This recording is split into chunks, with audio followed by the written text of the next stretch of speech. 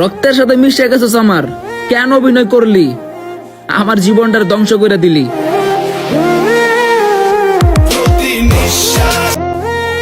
বরবাদ ছবি দেখে যারা ইমোশনাল হয়ে বলতেছো নারীর প্রেমে পড়া যাবে না, তাহলে ভাই তোমাদের জন্য এইটা ছাড়া আর কোনো অপশন নাই।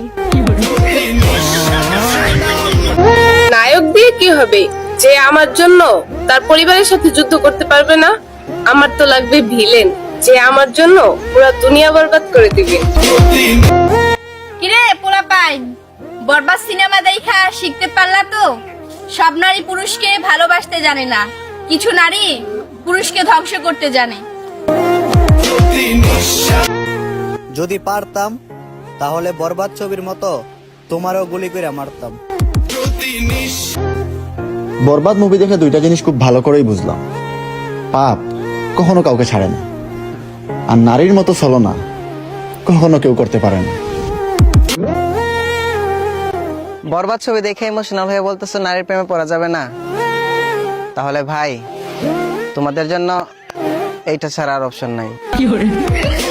বাইরে বরবাদ মুভি নিয়ে টিকটকের দুনিয়ায় যে কি হচ্ছে সেটা দেখে আমি রীতিমতো খাওয়া দাওয়া ভুলে গেছি। আজ আমরা দেখবো অস্থির বাঙালি টিকটকারদের কাণ্ড কারখানা, যেগুলো দেখলে আস্তে আস্তে মাথার স্ক্রু ঢিলা হয়ে যাবে। তো আর দেরি কেন, চলুন ঢুকে পড়ি টিকটকের রঙিন দুনিয়ায়। আজ বরবাদ সিনেমা দেখে একটা জিনিসই শিখতে পারলাম, পোলাপান মাইয়া গোর প্রেমে পড়া যাইব না, মাইয়ারা ধ্বংস করতে পারে।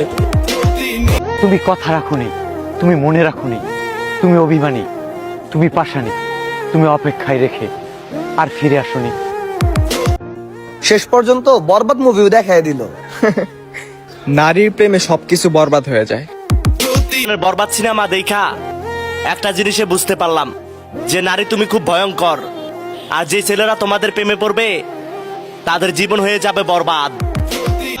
আজাইরা কথা বলে লাভ নাই, পুরো দুনিয়া তো আর বরবাদ করতে পারবো না, তবে তোমাকে যদি আমি না পাই কারো হতেও দিব না। বরবাদ ছবি দেখে একটা জিনিসই বুঝছি, মেয়েদের খারাপ হওয়ার পিছনে ছেলেদের হাত থাকে। যেমন নিতু খারাপ হয়েছে নায়কের বাবার জন্য।